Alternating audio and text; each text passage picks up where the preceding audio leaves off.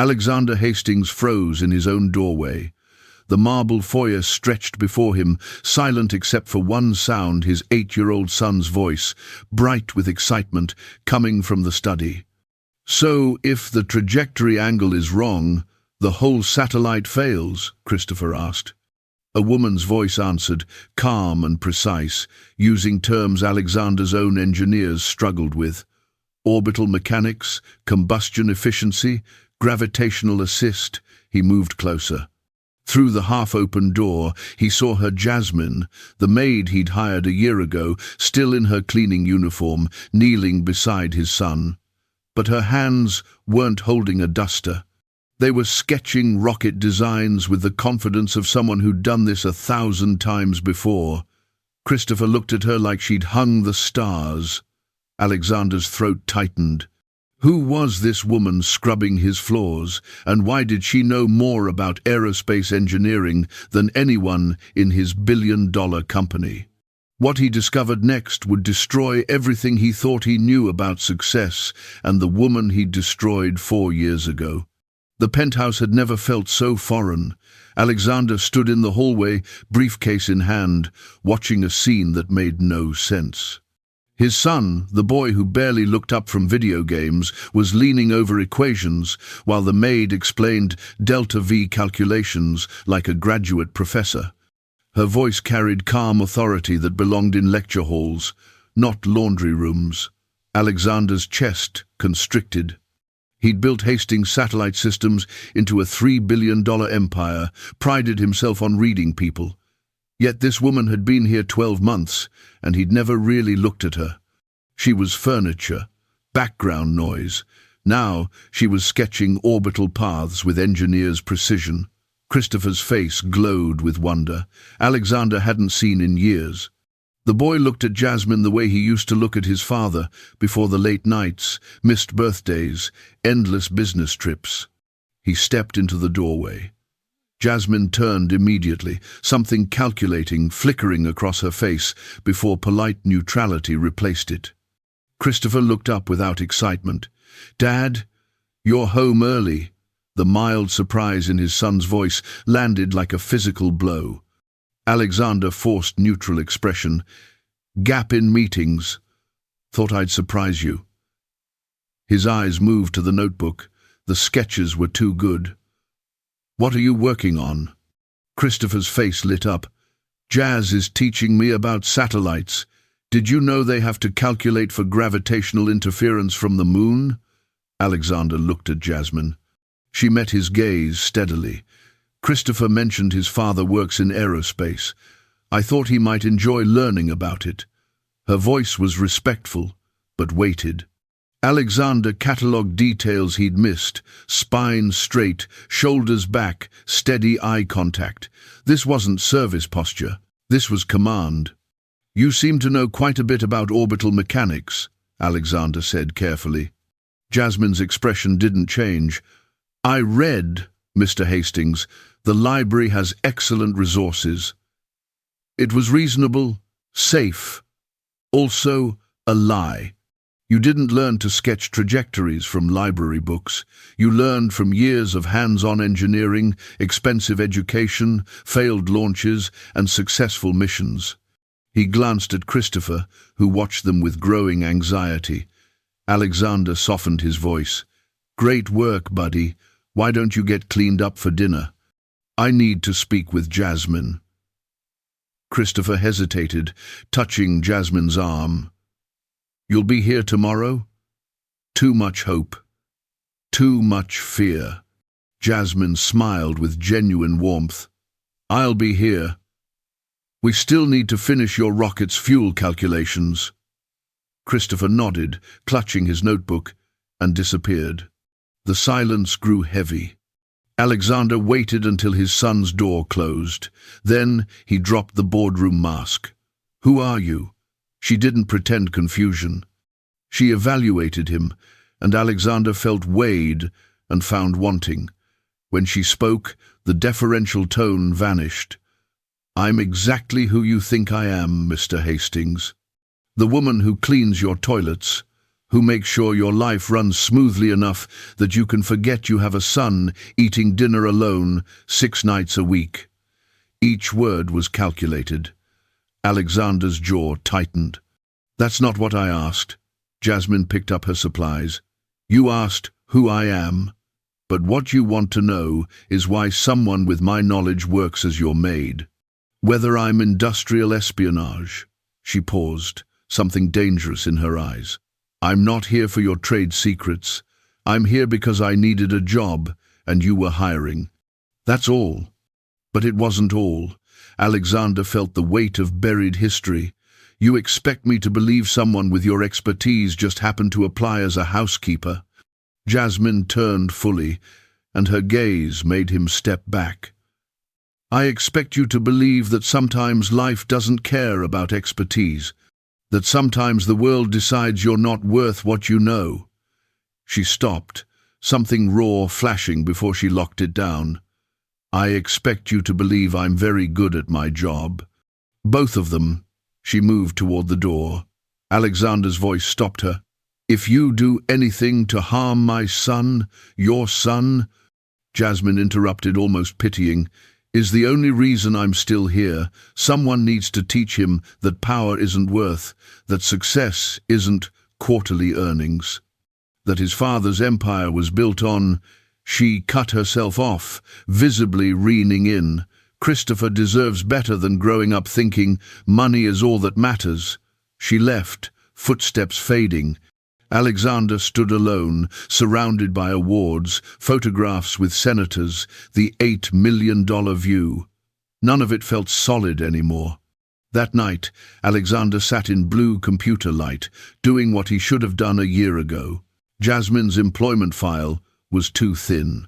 Resume with just enough experience, references that checked out but felt scripted, background check revealing nothing beyond 5 years. As if she'd materialized from nothing, he dug deeper, using resources that probably violated privacy laws. Found nothing. Jasmine Brooks had no digital footprint, no social media, previous addresses, education, history. For someone in their 30s, impossible. Everyone left traces, everyone except people deliberately hiding. Alexander stared at Christopher's closed door, his son dreaming about rockets, concepts that never interested him before, because Alexander never made them interesting. A stranger had done in months what he'd failed to do in 8 years, made his son's eyes light up. Your son eats dinner alone 6 nights a week. The truth sat like a stone in his chest. He pulled up company HR records from 4 years ago. The year everything changed. The year Hastings Satellite Systems crushed its biggest competitor, Meridian Aerospace. The name surfaced with old memories. Meridian had been developing revolutionary satellite technology. Alexander filed a patent lawsuit claiming infringement, aggressive, brutal, but business was war. The lawsuit dragged 18 months. Meridian, without deep pockets, burned capital fighting. When the judge ruled in Meridian's favor, no infringement, it was too late. They'd collapsed, sold assets for pennies, employees scattered. Alexander had felt guilt then, but guilt didn't build empires. Now he pulled up Meridian's old directory. 3 pages in, he found her, Jasmine Brooks, lead propulsion engineer, 8 years, 2 patents, PhD from MIT. A younger face, but unmistakably the same. Alexander's blood went cold. She'd been there. One of the engineers whose careers he destroyed. Now, in his home, teaching his son, paranoia hit. This was revenge. Had to be. She'd infiltrated to hurt him through Christopher. Or gathering intelligence for the perfect strike. He reached for his phone to call security. But something stopped him. Christopher's voice. Jazz is teaching me about satellites. The wonder. The genuine connection. Jasmine's words.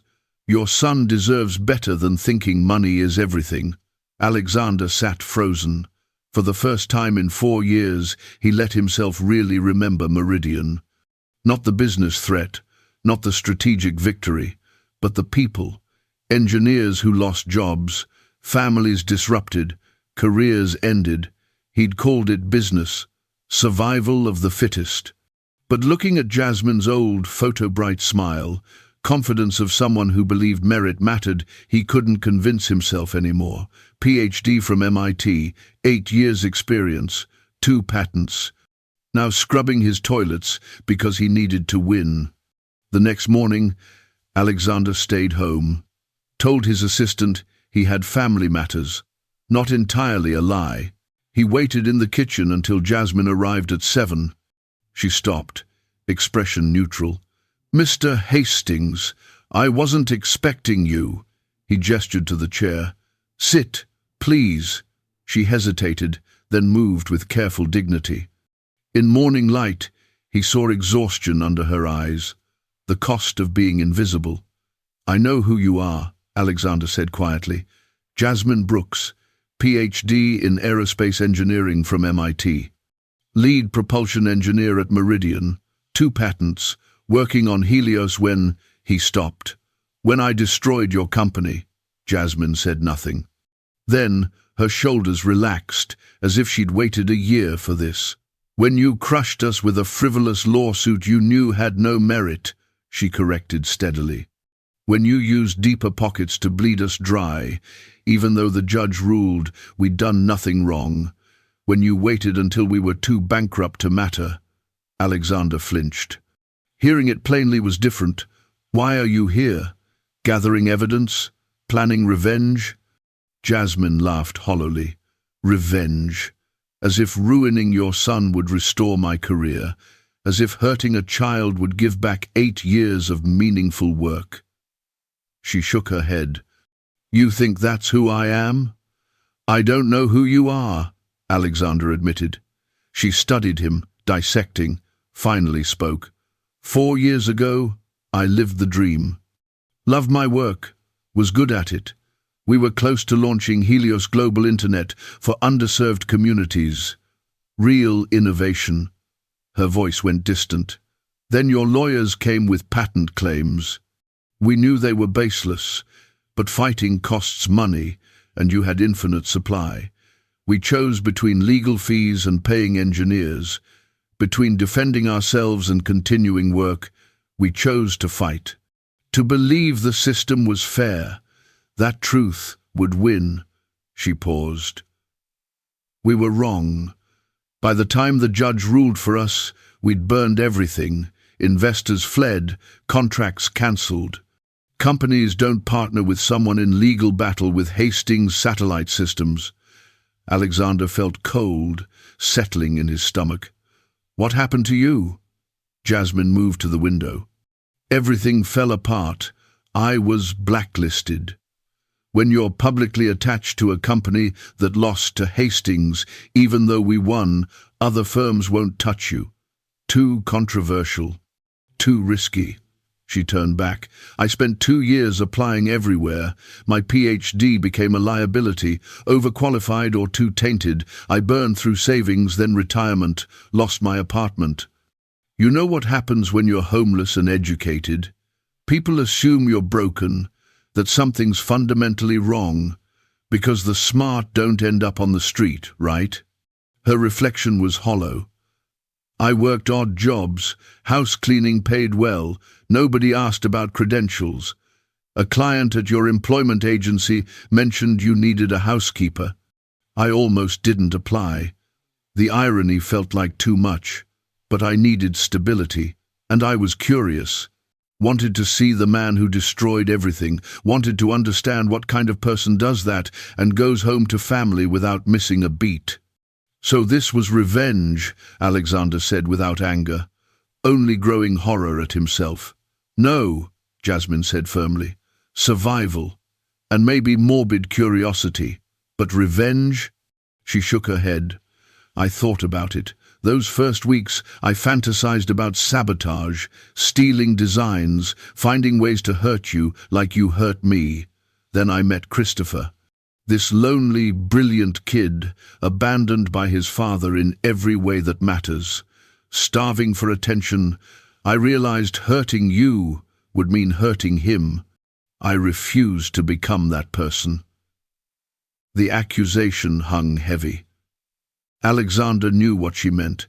He'd become someone who could hurt others and justify it, who destroyed lives and called it business. Christopher asked about my family once, Jasmine continued softly. I told him about my brother. Brilliant kid, wanted to be an engineer like me. I was going to mentor him.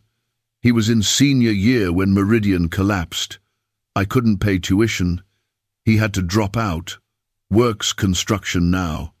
Still talks about finishing someday, but we both know he won't. Alexander closed his eyes. When I look at Christopher, Jasmine said, I see my brother. This kid with potential, curiosity, brilliance waiting to be nurtured. I thought if I can teach him something real, show him there's more to success than crushing people, maybe it balances out. Maybe I can save one kid from becoming the kind of man who destroys lives without losing sleep. She picked up her supplies. So no, Mr. Hastings, I'm not here for revenge. I'm here because your son deserves to know his father's empire was built on ruins, that success doesn't require standing on corpses, that there's another way. She paused at the door. You want to fire me? Go ahead. Investigate me, sue me, go ahead. You've already taken everything that mattered. You can't hurt me more than you have. But think about Christopher. Think about what he's learning from you. Think about the man he'll become if nobody shows him there's more to life than winning at any cost. Then she was gone, leaving Alexander alone with shattered delusions. For 3 days, Alexander moved like a ghost. Board meetings blurred, satellite designs showed only faces of lost engineers. He came home to Christopher asking excitedly about orbital calculations, feeling the weight of everything he'd failed to be. Jasmine continued working with professional detachment. She treated Alexander with polite neutrality, as if their conversation never happened. But everything had changed. He saw her differently now, the careful way she moved, never touching anything unnecessary, never allowing comfort in spaces she'd once occupied as equal. How she deflected Christopher's questions about her life. How she ate lunch in the service hallway, maintaining boundaries Alexander never consciously imposed but created through indifference. One evening, he found her with Christopher, working on a model rocket. His son's homework finished early. The boy, laughing, face bright with joy Alexander hadn't seen in months. Dad, Christopher called, Jazz is teaching me about staging. Rockets drop parts as they go up, like shedding weight you don't need anymore. Isn't that cool? Alexander managed to smile. Very cool. He looked at Jasmine. Christopher's face fell, light draining. You're not going to fire her, are you? The question hit like a bullet. Alexander crouched to his son's level. No, buddy. Just household things, boring adult stuff. Christopher nodded reluctantly. But Jazz, you'll finish the rocket tomorrow? She ruffled his hair gently. Absolutely. We're almost ready for launch calculations. When Christopher retreated, Alexander gestured Jasmine to his office. She came warily. He closed the door, moved to his desk, pulled out a folder he'd spent 3 days preparing. I've been thinking about what you said, about Christopher, about the kind of man I am, the kind I'm teaching him to become. Jasmine said nothing, guarded. Alexander opened the folder. 4 years ago, Hastings filed a patent lawsuit against Meridian. We knew the claim was weak, but we also knew they couldn't afford to fight. He spread documents across the desk. We had internal memos discussing strategy, how long we could drag litigation, how much it would cost them.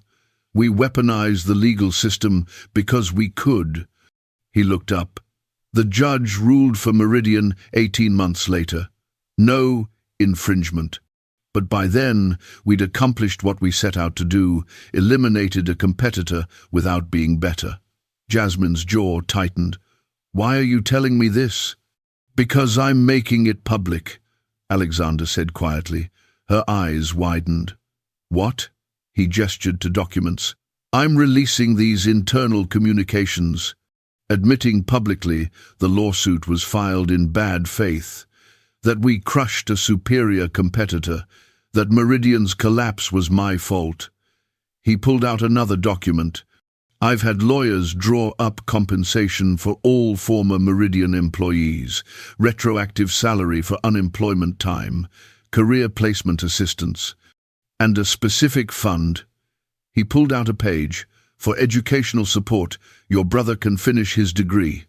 Full scholarship, living expenses, everything. Jasmine stared like the papers were poisoned. Why? She whispered. Because you're right, Alexander said simply. About all of it. About what I've become. About what I'm teaching Christopher. I told myself, business is war, casualties inevitable, strong survive. But that's a lie to justify cruelty. He stood, moving to the window. I built an empire stepping on people, measured success by destroyed competitors, called it brilliance, strategy, necessary ruthlessness. But when I look at Christopher looking at you, the respect in his eyes, I realize he never looked at me that way. Because kids know. He knows his father breaks things, values winning over everything. This doesn't fix what you did, Jasmine said, voice losing hardness. No, Alexander agreed. Nothing can give back those 4 years. Nothing restores your brother's lost time, your savings, your career trajectory. The damage is done, but maybe it prevents future damage. Maybe it teaches my son and the business community that success built on cruelty isn't success. Just cruelty with a bigger bank account. He pushed the folder toward her. I'm not asking forgiveness. I don't deserve it. Not asking you to stay, though Christopher would be devastated. I'm just trying to do the first right thing in 4 years.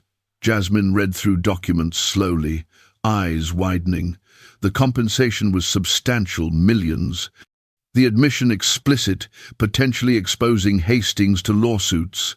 The educational fund would cover her brother's schooling and more. Your board will never approve this, she said finally.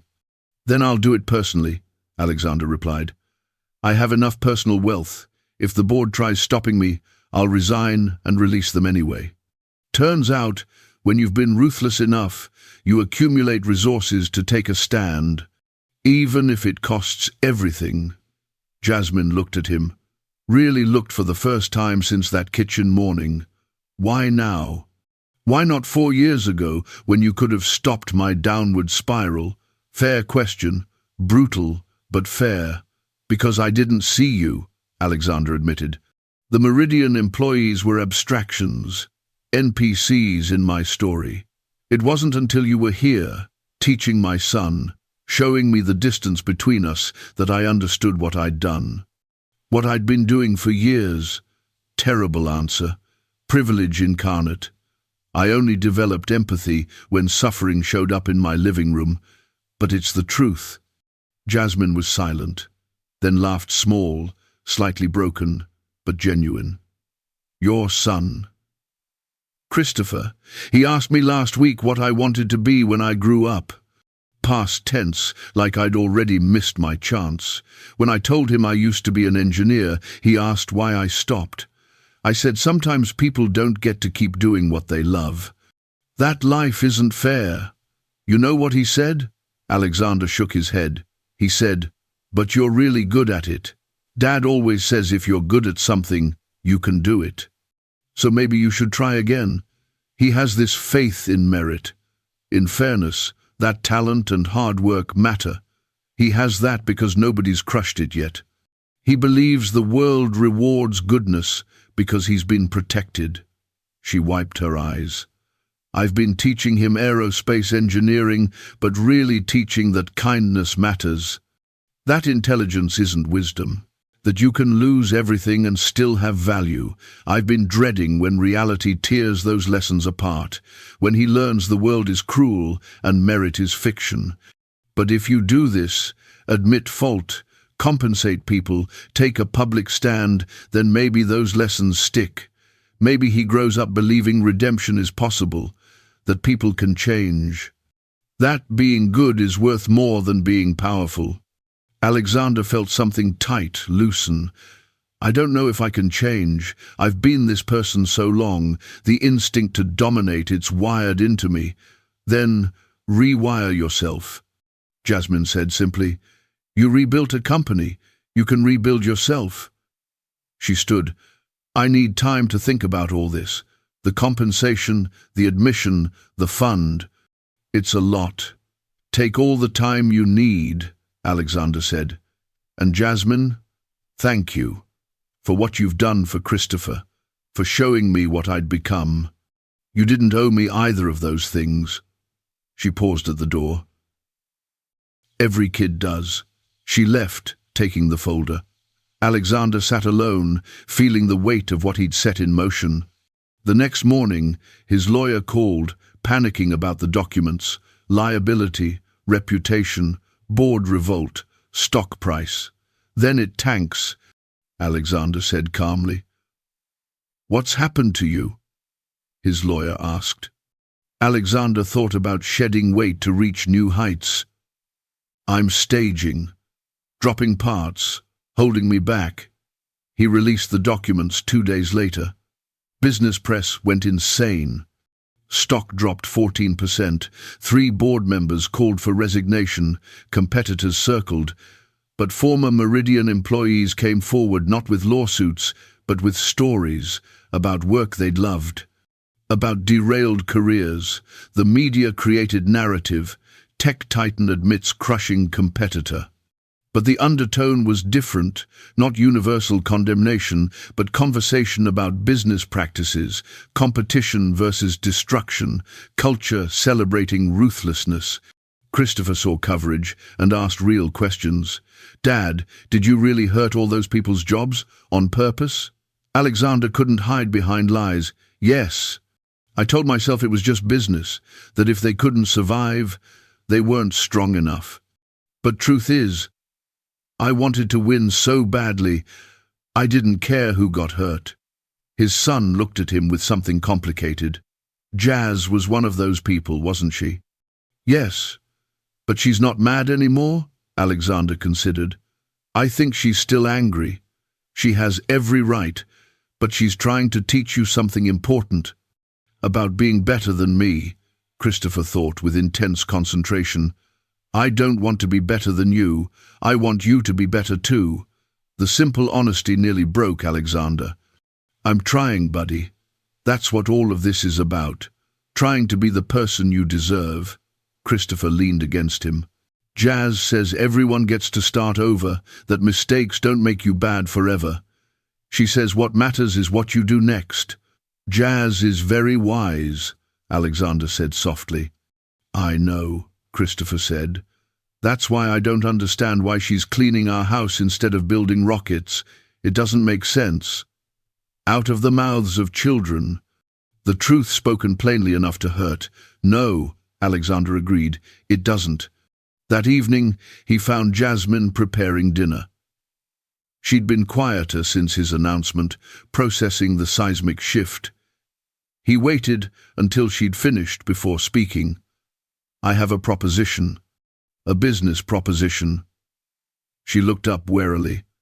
I'm not interested in charity. It's self-interest. He showed her satellite designs his team struggled with. We're working on low Earth orbit satellites for global connectivity, similar to Meridian's Helios. We're stuck. The propulsion system burns fuel too quickly. Jasmine glanced at the designs and immediately spotted the problem. Your thrust vector angles are wrong. You're compensating for drag incorrectly, burning extra fuel to maintain orbit. She caught herself. But you have engineers. They can figure this out. They've been trying for 6 months, Alexander said. They're good, but none have your expertise in ion propulsion, None have your patents. I want to hire you, not as consultant, as Chief Innovation Officer. You'd oversee all satellite design, have full authority over engineering, work directly with me on strategy. Jasmine set down her knife carefully. You want to hire me, the woman you destroyed, whose career you ended. I want to hire the engineer whose designs were better than mine, Alexander corrected, whose innovation I crushed because I was threatened. I want to give you resources Meridian never had and let you build what you were meant to build. She laughed harshly. And if I say no, tell you to take your job and guilty conscience and leave me alone, then I respect that, Alexander said simply. You don't owe me anything. Not forgiveness, expertise, or time. I'm offering because you deserve it, because your work deserves to exist. Not because I expect anything in return. Jasmine looked at the tablet again, fingers itching to fix obvious flaws. Alexander recognized the look, the same hunger when teaching Christopher. To solve problems, build things, connect the world. Why would I trust you? She asked quietly. You wouldn't be working for me, you'd be working with me. Equal partnership. I've had papers drawn up, profit sharing, decision-making authority, contract protections if I try anything remotely similar to what I did to Meridian. He paused. But more than that, you shouldn't trust me. Not completely. Not yet. I have to earn that through actions, over time, by proving I've changed. Jasmine picked up the tablet, swiping through designs with growing interest. These calculations are wrong. You're using outdated models for atmospheric resistance, and this component is wildly inefficient. Who designed this? Our lead engineer. 10 years with the company. He's been doing it wrong for 10 years then. She made quick notes. If you move the propulsion array here, adjust vector angles like this, redesign the fuel management system, you'd reduce fuel consumption by at least 30%, maybe 40%. She looked up, caught Alexander's expression, and flushed. Sorry, engineer brain. Can't turn it off. Don't apologize. That's exactly what we need. Someone willing to tell me when I'm wrong. When we're all wrong. She set down the tablet. I need to think about it. This isn't just a job offer. It's complicated. Working with you, being in the same company where my career died, trusting that this isn't guilt that'll wear off in months. Take all the time you need. The offer doesn't expire. And regardless of your decision, the compensation package, the fund for your brother, it stands. No strings. Jasmine nodded slowly. Then surprised him. Why did you do it? Really? Not the PR answer about Christopher or doing the right thing. What actually changed? Alexander thought carefully. I saw myself through your eyes. I saw what I'd become, and I realized everything I thought I'd built, the empire, success, wealth, it was hollow. I'd sacrificed everything that mattered to get things that didn't. The worst part was teaching my son to do the same. He gestured around the penthouse. All of this. The marble floors, Central Park view, $8 million apartment. None of it matters. If my son grows up thinking this is success, that crushing people is strength. That empire building justifies cruelty. You showed me a different kind of strength, the kind that survives losing everything and still finds it in you to teach a lonely kid about rockets. That faces the person who destroyed your life and chooses to be kind to his son anyway. That's real power. What I had was just money and willingness to hurt people. 3 weeks later, Jasmine gave her answer. She'd negotiate her own contract terms. She wanted full autonomy over engineering decisions. Ethical guidelines built into company policy, no more weaponized litigation, no crushing smaller competitors. Transparency in business practices, accountability measures. And one more thing, a scholarship fund for low-income students pursuing aerospace engineering, named after Meridian Aerospace. as reminder of what happens when innovation gets crushed and what's possible when it gets supported. Alexander agreed to everything. The board fought him. He replaced 3 members. Stock fluctuated as the market tried figuring out what Hastings was becoming. But something interesting happened. The compensation package and public admission attracted talent. Engineers, disgusted by industry ruthlessness but feeling powerless, suddenly saw opportunity. Young graduates picked Hastings because of ethical guidelines, not despite them. Jasmine's first day as CIO, she walked into engineering like she owned it, because she did. The engineers, briefed on her history, watched warily. She pulled up satellite designs and said, "These are wrong. Let me show you why." For 4 hours, she systematically rebuilt their work with passion of someone who'd waited 4 years. By day's end, the team was taking notes. By week's end, they'd scrapped old designs. By month's end, they were ahead of schedule and under budget for the first time ever. Christopher visited on Saturday. Jasmine gave him a lab tour, letting him touch expensive components. "See this," she said, holding a miniature ion thruster. "This is what we were working on at Meridian. Your dad's letting me finish it now." Christopher looked between them. "So you're not cleaning anymore?" "I hired someone else," Alexander said. "Jazz has more important work, but will you still teach me?" "Absolutely," Jasmine said. "Now I can show you the real thing, professional-grade launch system for your model." Christopher's face lit up like she'd promised the stars. 4 months after Jasmine's first day, Hastings launched the Helios satellite array, the same system Meridian had been developing, but better, refined, perfected. The satellites provided low-cost internet to underserved communities across 3 continents. The launch was technical triumph and publicity victory. But for Alexander, standing in mission control, watching Jasmine orchestrate the sequence with calm precision, the real victory was simpler. His son stood beside him, eyes on screens, understanding every step because Jasmine taught him. Christopher turned. "This is what you do? This is your company? This is what we do," Alexander corrected, gesturing to include Jasmine and the team. "What we build together," his son nodded thoughtfully. "I think I want to be an engineer like Jazz when I grow up. Not like his father, like Jasmine." And Alexander realized he was proud, genuinely, deeply proud, because it meant Christopher was learning to value the right things, to admire character over conquest, to understand the best people aren't always the most powerful, they're the ones who lift others up. After celebration died down, Alexander found Jasmine on the observation deck, looking at the night sky where their satellites now orbited. "Penny for your thoughts?" She glanced at him.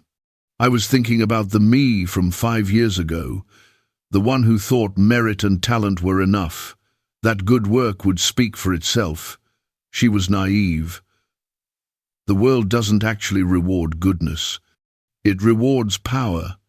But you're here," Alexander pointed out.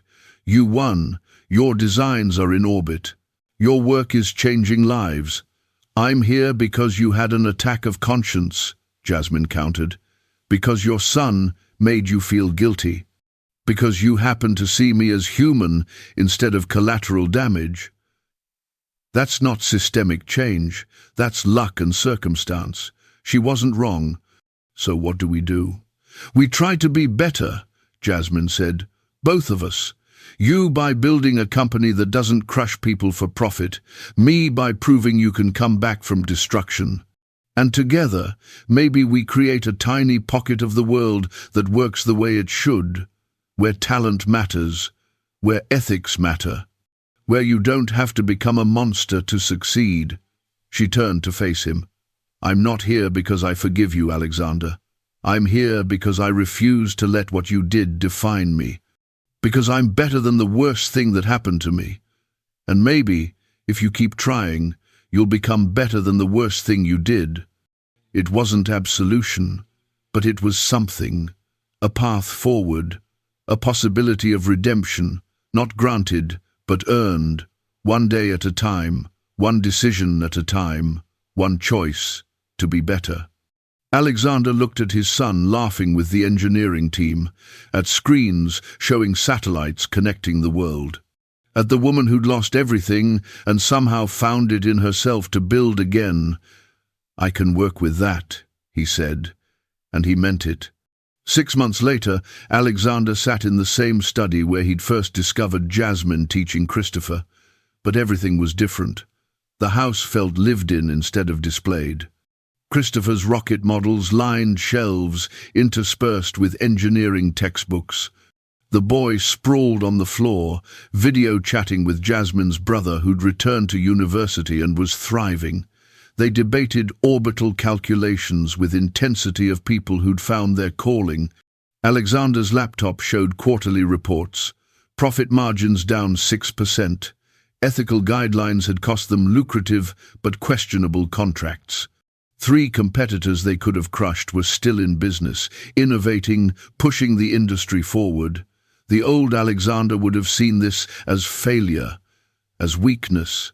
But looking at his son, engaged, happy, learning to value things that mattered, he recognized it as progress, not toward empire, but toward something more sustainable, more human. Christopher ended his call and looked up. Jazz's brother says I should study aerospace engineering. He says with Jazz as mentor, I could be amazing. What do you think? Christopher considered with seriousness. I think I want to build things that help people, like the satellites, like what you and Jazz are doing now, but not the way you used to do it. The new way. The better way. Alexander felt something settle in his chest, not pride in accomplishment, pride in growth, in change, in the possibility that the legacy he left wouldn't be measured in dollars or market dominance, but in values he'd passed to his son. Then let's make sure you're ready, he said. I know someone who gives excellent rocket lessons. Christopher grinned. Yeah, you do. Later that evening, Alexander looked at an old photo from 4 years ago, him celebrating their victory over Meridian. He looked triumphant, powerful, also hollow, like a man who'd won everything and lost himself. He thought about Jasmine's words, you can lose everything and still have value. The corollary, you can have everything and still be worthless. He'd built an empire, made billions, dominated his industry. None of it had made him a good father or person. That had required losing, required seeing himself through the eyes of someone he'd destroyed, required his son looking elsewhere with admiration. It had required humility, accountability, admitting everything he'd built was built wrong. His phone buzzed. Christopher's rocket design is ready for the school science fair. Thought you might want to help him prepare. He smiled, typing back, I'd love to. Then he closed the frame and put it away. He didn't need reminders of who he'd been. The next morning, Alexander drove Christopher to school himself. You don't have meetings? Christopher asked, surprised. I moved them, Alexander said. Wanted to make sure you're ready for the science fair. They worked on the presentation together, father and son, refining Christopher's explanation of orbital mechanics. The boy's enthusiasm was infectious, and Alexander remembered why he'd fallen in love with aerospace engineering, not for money or power, but for the pure joy of solving impossible problems, of reaching for the stars, of building things that mattered. Dad, Christopher said as they pulled into school parking. Yeah, buddy? I'm glad you changed. I like you better now. Simple words, devastating in honesty. Alexander had to swallow past the lump in his throat. I like me better too. Thanks to you and Jazz for showing me what was important.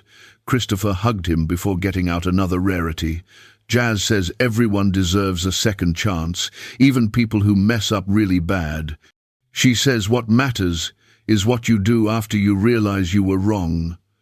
Jazz is very wise, Alexander said, echoing words from months ago.